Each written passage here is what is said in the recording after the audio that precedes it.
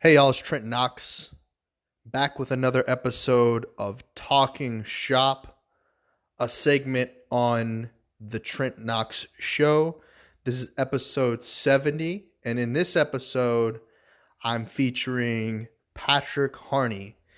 He's a triple threat type of guy. He's a social media influencer. He's a talented singer. He's also an actor. He's really making a name for himself in the entertainment industry. He's got a lot of cool projects out there, but he's done it all from background acting to improvisation, behind the camera, in front of the camera. I think you guys are going to get a lot of great value out of this podcast. It was a short podcast. You know, I usually do an hour, but I really think there are a lot of gems in this podcast that you will benefit from. Not only if you're looking to make it in the entertainment industry, but also we talk about patience and work ethic in a way that I don't think I've ever spoken with anyone about it before. So I really hope you enjoy this, and I will catch you guys on the next podcast. Hi, this is Trent Knox. I just wanted to thank you for listening to this episode. It means a lot to me that you would take the time out of your busy day to hear what my guest and I have to say. May I ask you of a quick favor? If you have gotten any value out of my podcast, please take the liberty to share the podcast link with your networks on social media. That would be extremely kind of you, and I would greatly appreciate you for being proactive and taking action. If you are feeling extremely generous, there is the option of becoming a paid subscriber of the show. Go to anchor.fm/TrentKnox/support. For as little as $1 a month, you can help produce this show. Once again, thank you for your support and enjoy the rest of the episode.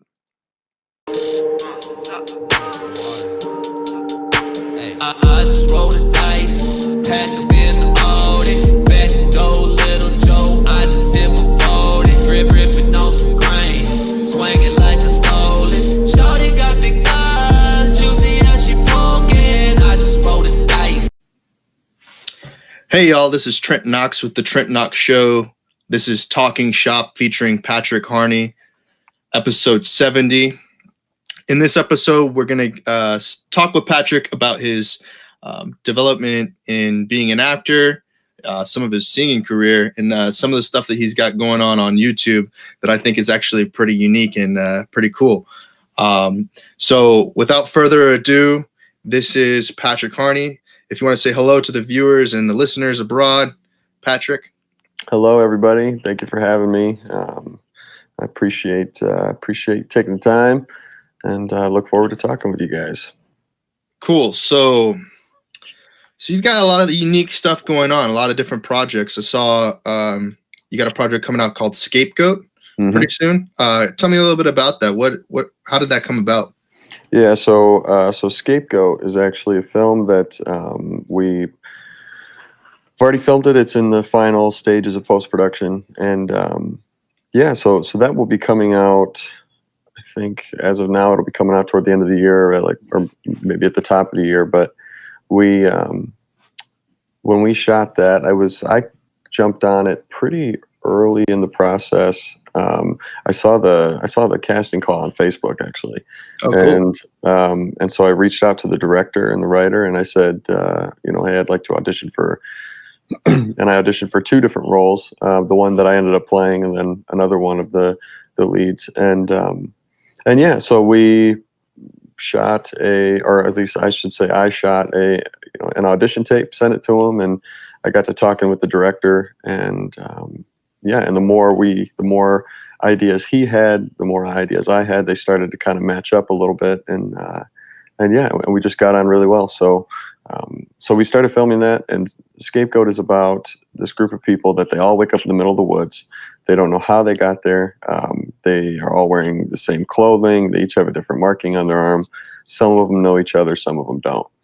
And they come to realize that there's this connection that they all have to each other, but they don't know what that is. And so while they're trying to figure that out, they're being hunted at the same time. Mhm. And so, so it's just a cool psychological thriller that kind of takes you on a ride. There's some good fight scenes, and there's some good comedy in it too. And so I'm excited for that to come out. Very cool. All right, so let's take a step back. Where did you get your inspiration to start acting from? Well, it started in 8th grade when a friend of mine had said, hey, you should go out for the musical. I was a sports guy. I was playing basketball and all that stuff. I said, nah, I don't really want to get into that. Mm-hmm. But she kept saying, no, you should do it. You should do it. You should really try, at least audition. And so I was like, okay, whatever, sure. So I went and auditioned. And the song that I chose to sing was Santa Claus is Coming to Town. So that's how little I really cared about the audition. And I actually did pretty well and better than I thought I was going to. And then they offered me one of the lead roles. And so at that point, I tried to make every excuse to not do the show. It was during basketball season and stuff. And they said, no, we'll work with it. So, so once I started doing that, that was when I, kind of fell in love with it. And I did every single show every year after that. And then I got to college and I did a local community theater show. But then I started meeting some film people at MSU, Michigan State University, and started getting involved with that and some of student films and short films and such. And and I knew that I wanted to make a transition over to film anyway, but but I didn't really know how to do it, and I kind of saw that as my avenue to go ahead and make that turn. So so I've been doing it ever since, and I'm trying to get better and better and work more and more. So what is so at MSU you started to get into both behind the scenes and in front of the camera, or just in front of the camera? Mainly in front of the camera. I was learning some things about the behind the scenes stuff, but my goal wasn't really to do much behind the camera yet. Whereas now, I've started to produce and I've started to help write, and so at the time I mainly wanted to focus on acting, and that's still my main focus. That's still my number one thing. But yeah, and it was cool. I'm a big observer, so I love to, when I'm on sets, I love to just watch,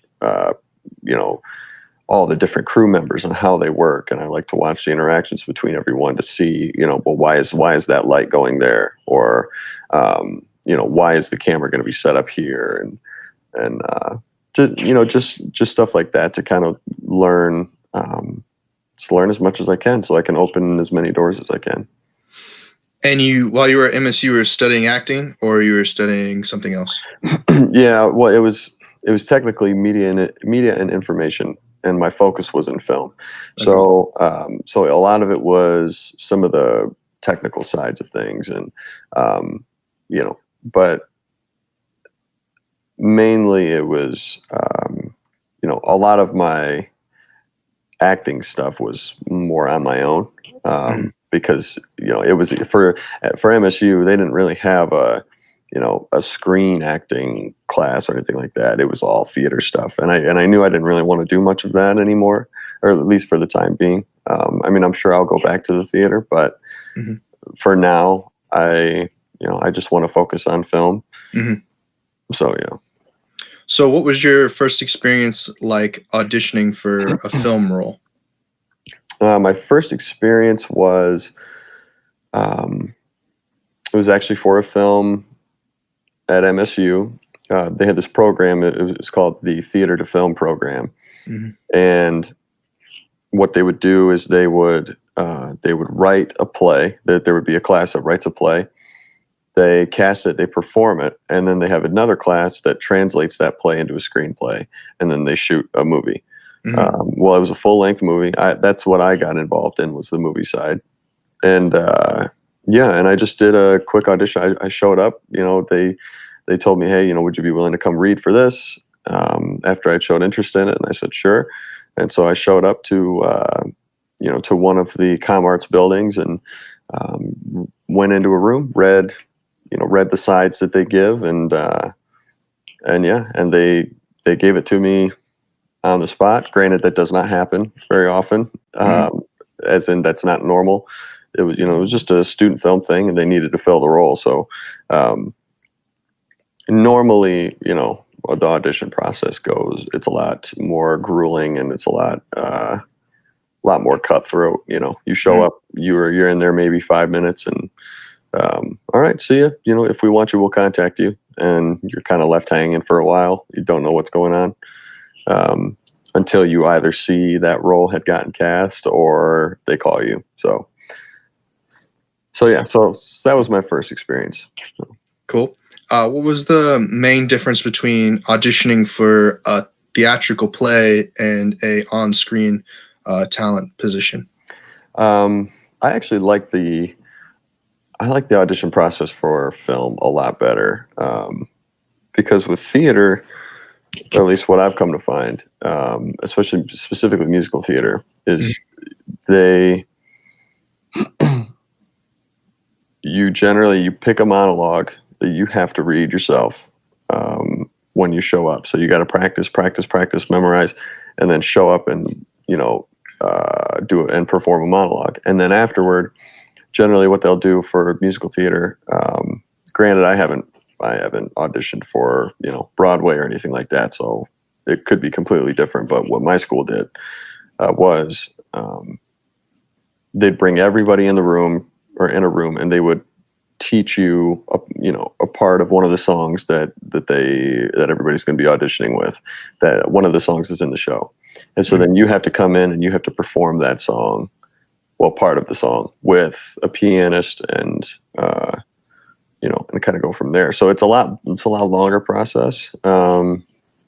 Whereas film, you just you may get the sides a week before, or a few days before, and then you show up, and you have the sides in your hand. Hope ideally not looking at them, but but having them there in case they want to run through it again, but change some things. And it's a lot more collaborative in a film audition. So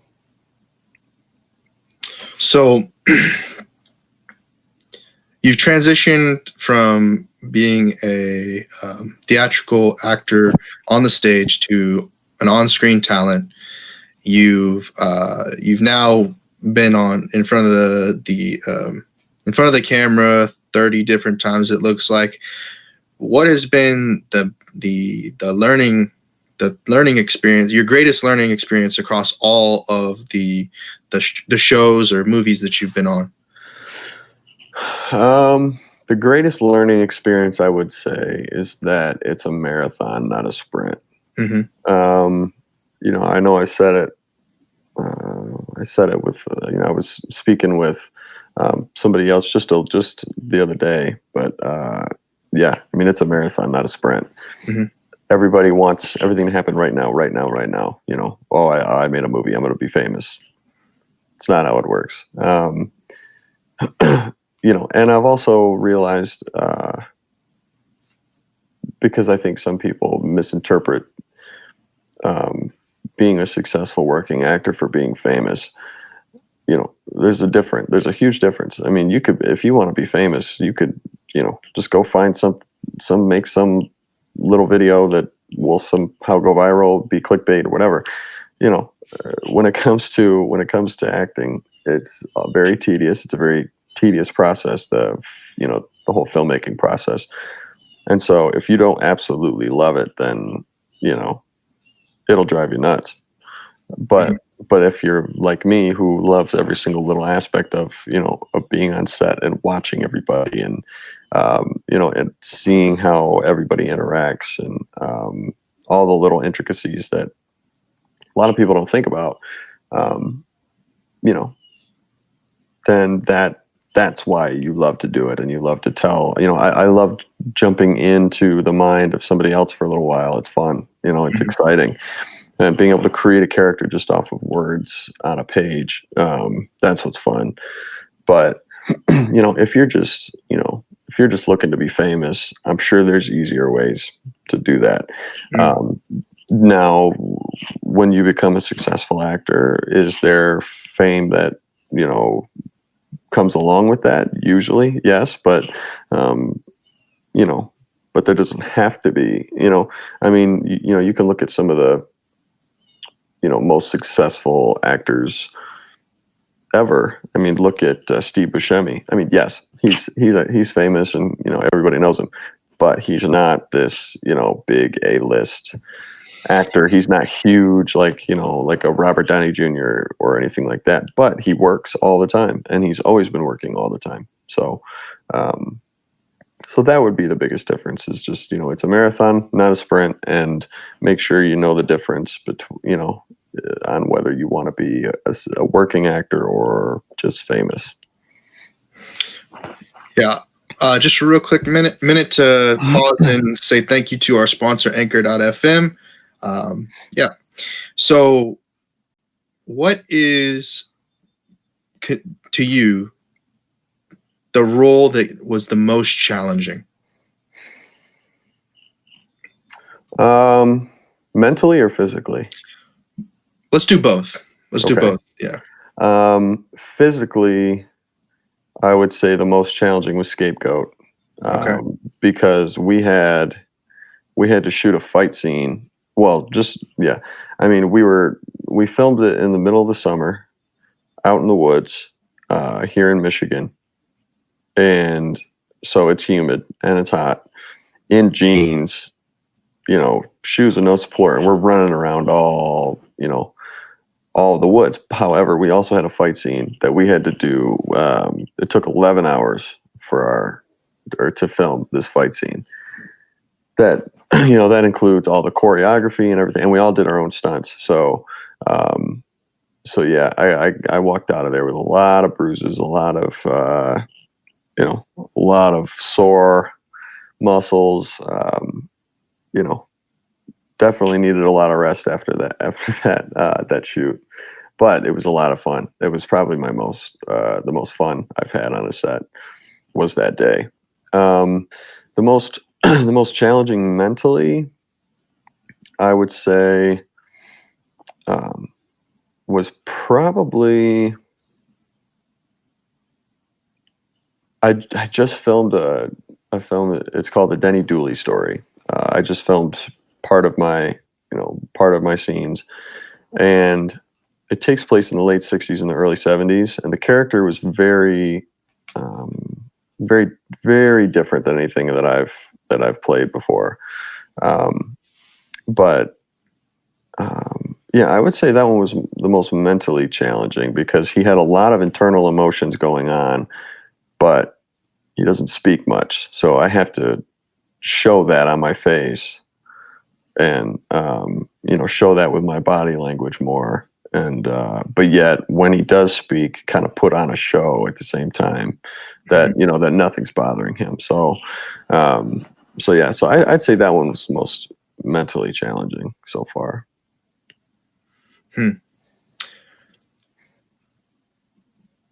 Is there, a lot of people say that like you learn the most in application or when you start working, but is there anything from school that you really took and have still used to this day? Any sort of mantra or any sort of one thing that I keep is Story by Robert McKee. That's something that I really reference when I think about making films or anything like that. Is there anything like that for you?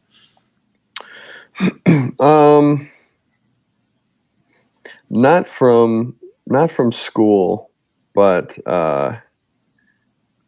my cousin, he so I have a cousin. His name is Michael Harney. He's also an actor, and he's been doing it for a lot longer than I have. And when I say that, I mean he's got a lot of experience, and so he's really been mentoring me quite a bit. Mm-hmm. But one thing that he's told me that's kind of stuck with me is, because I tend to do this, is to stay out of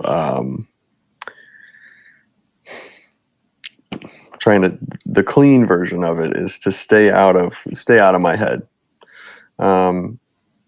I tend to, I'll tend to get so wrapped up and so tight in my head that I'll overthink things, and I'll get antsy, and then I'll lose all my patience in terms of moving things forward and stuff.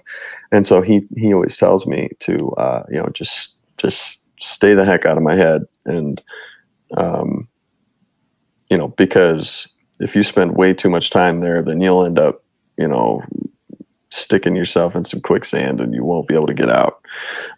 So I'd say that's the biggest thing that I've taken with me, is I've just always constantly just keep it loose.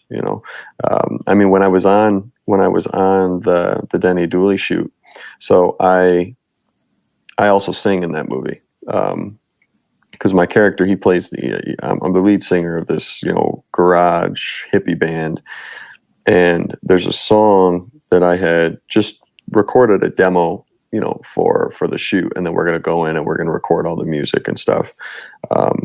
But for the whole day, I was pretty nervous, because I was supposed to play guitar, but I don't play guitar. And so I was supposed to just basically act like I'm playing the guitar and put on the show, because I'm a front man. And it was funny, because when I got to the shoot, I was a little tight. I'm looking over all my lines, looking over the words of the song to make sure I have everything right. And then one of my co-stars, he goes and he pulls out 2 fishing poles from his car, and because we filmed right by a river there. And so while they were filming another scene, and while they're setting up, he was like, "Hey, you want to go fish for a little bit?" I was like, "Yeah, you know what, I do." And that allowed me to get out of my mind. That helped me get out of it, everything. And then at that point, I didn't need to look at the words. I didn't need to look at the script again or anything. Everything was set. Everything was locked in, and I knew everything was. I just wanted to make sure. So that was interesting. Is just staying out of your mind. Stay out of your head. Do you ever get the chance to do any like improvisation or any off the cuff acting in any of your roles? Oh yeah. I love doing that stuff. For Scapegoat especially, it was cool because Jeff Kapp, the director, he's very big on collaboration, but he's big on actors letting actors just do their thing. And so when we were on set, a lot of the times what he would do is, he'd say, "Okay, you've got 6 takes for this." And so he would say, "As long as you get at least 1 take of what's written, every other take, just try some things out." Mm-hmm. And a lot of the times, and he wouldn't do that with just me. He would do that with a lot of the actors, and a lot of the times, what would come out was, might even be better than what was written, because because we've had time to digest the character, and we've had time to, or there'd be times where Jeff would say, we'd be on the day, and he'd be like, "You know what?" He goes, I don't know if I actually like this line. Try this instead. And he would improv stuff, for us too, and stuff like that. So it was really cool. But yeah, I mean, any chance I can to kind of add to some things, or I'll go to the director and just say, "Hey, I've got this idea. Do you mind if I try it? Do you mind if I test it out?" And and if they say yes, go for it, then I will. And if they say nope, we're going to stick to the script, then that's what we do. But it's that's what's fun about film, is you have multiple takes, you have time, and you have opportunities to be able to add stuff like that. Mm-hmm. So cool. So Is there anything that you're currently working on that you would like to promote? I mean, we have a little bit of time left, but anything specific? Yeah, so I'm actually, well, like I said, I've got the Denny Dooley story that will be coming out sometime next year. We're in the filming process right now. And then Scapegoat will be coming out toward the end of the year or the beginning of the year. And then also right now I've got another project in development with the same creators as Scapegoat. It's called, the working title right now is called Storage. And I'm acting and also producing on it. And so we're in the development stage. We've got the first draft of the script, looking to get the second. I've got a couple meetings about it toward the end of the month. And then there's a short film that I'm doing at the end of the month. In the beginning of September, it's called Debutante. So that'll be a very different character than I've played before as well. So I'm looking forward to that. Yeah, and then also I've got my fiance and I have a YouTube channel. It's just Sam and Patrick on YouTube, and we talk about different things, and we vlog and talk about healthy healthy brands that are alternatives to different foods and stuff, and very different from acting, but just kind of a different way to get some of the information that she's really passionate about out there. And we do some challenges, and it's a pretty new channel, but yeah, we're looking to add some more content here coming up. I think by the end of the week, I'm gonna put a new video up. So yeah. Yeah, I just checked out the video you guys about the eight healthy brands you should know, or something like that. Interesting video. I liked it. You guys got good chemistry on the camera and whatnot. What do you think the importance of social media is in acting these days? I think I have a very love-hate relationship with social media. Okay. I love it in the sense of, it allows you to stay connected with people that you may not be able to see all the time. It allows you to connect with new people. I've met a lot of new film people on, through Facebook and stuff. But I also think it kind of hinders the mystery that I think a lot of, or that I think actors should have. Mystery in the sense of, if you're so accessible, and if you're so, if people are seeing so much of you as you, then I feel like it can be hard to separate you and the character of whatever they're playing in a film. That's why you go to a movie and you see a lot of these these big actors now that are huge on social media. It's kind of hard to separate them from their character, so when you're watching the movie, you see, oh, this is just so and so in this movie, rather than, oh, this is their character. But I mean, people go and people pay money to see that person too. So and I think it's cool what people can do with social media in terms of connecting to fans and stuff like that. But yeah, I don't know. I think if people dive too much or too deep into it, then it can kind of become cancerous. But as long as you keep a good balance, then I think everything's fine. I agree. I think that there's with narrative films and whatnot, it can be places where people start to expect the character to show signs of the actual person. For instance, like, Dwayne Johnson is probably one of the biggest social media actors out there. And, he really doesn't play a bad guy anymore, because it doesn't align with his character off the screen. So what do you think about, films as they're transitioning away from the theater to, online distribution with Netflix, Hulu, and the retention, or maybe the romance to films? I think I saw an interview with or I believe it was Brad Pitt for Once Upon a Time in Hollywood. He was on the red carpet. It was either him or Leo, and they asked him about that, and it was Leo, and he had said that what he loved about Once Upon a Time in Hollywood is he said it almost feels like the last big, movie theater film, in the sense of,